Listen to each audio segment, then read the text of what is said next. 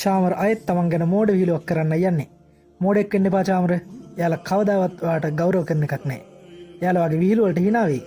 ඒත් ඒක නෙවෙයි මිනිස්සුගේ ගෞරවය ලබන නියම විදිහ. අයියෝ චාමර එක් කරලා ඉවරයි. සාන්ත චාමරට එයාගේ ඇත්ත තත්ත්වය කියලා දෙනවා.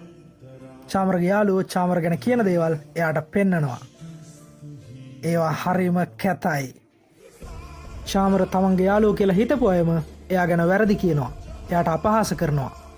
සාන්ත චාමරට පෙන්නලා දෙනවා එයාගේ හැසිරීම නිසා මිනිස්සු එයා ගැන හිතන විදිහ.